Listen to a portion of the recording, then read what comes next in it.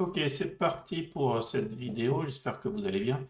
Nous allons voir deux outils Internet possibles pour récupérer, retrouver les références cadastrales d'un terrain. Donc un site, le site officiel du cadastre d'une part, et un site plus fluide, beaucoup utilisé par les géomètres experts et les notaires, avec une cartographie intéressante. Donc, première étape, cadastre.gouv. Je fais une recherche cadastre. C'est le premier site qui me propose cadastre.gouv.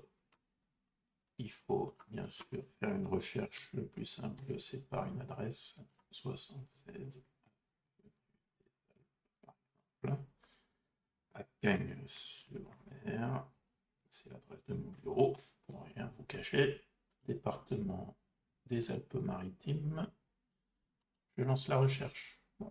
L'outil de recherche n'est pas super convivial. Là, il n'a pas trouvé la commune parce que j'ai mis les traits d'union. C'est pourtant la vraie orthographe. Et là, il n'a pas trouvé la rue parce que je l'ai mis en toutes lettres et il voulait un abrégé. On trouve quand même assez rapidement notre parcelle qui est la plus proche de l'adresse que je lui ai mentionnée. Je clique dessus. Ça ouvre un pop-up. Il a bien centré sur la parcelle que je lui ai demandé, situé au 76 avenue des Alpes. Et l'intérêt principal de passer par ce site, c'est d'avoir un extrait de plan format A4, en format aussi PDF, pour pouvoir l'envoyer et l'imprimer.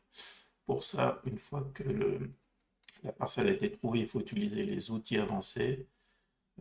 C'est l'onglet imprimer, extrait de plan, qui propose une mise en page avec la parcelle centrée, en format 4, en format 3, à différentes échelles, en portrait, en paysage. On valide nous tout par défaut et on a un PDF avec la parcelle au centre, les références du cadastral qui lui donne un caractère officiel avec une date certaine. Donc c'est un document qui est assez intéressant. On peut bien sûr l'enregistrer le PDF pour l'envoyer par mail, le télécharger, l'imprimer. Par exemple, ici, je peux l'imprimer, ouvrir avec PDF Reader. Voilà, c'est un fichier PDF parfaitement officiel.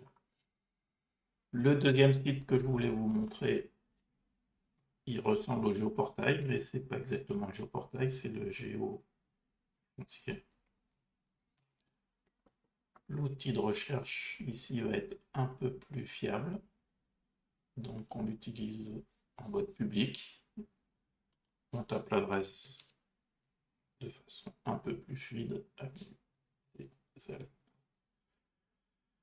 à Cagnes-sur-Mer. Voilà, il a déjà zoomé dessus. En cliquant dessus, on a la section, le numéro de la parcelle, sa surface, et on peut naviguer assez facilement pour... Voilà, pour voir les parcelles qui sont situées au sud, autour. C'est une cartographie, vous voyez, assez fluide que je vous conseille d'utiliser quand vous faites des recherches de parcelles. J'espère que cette vidéo vous a plu. À bientôt.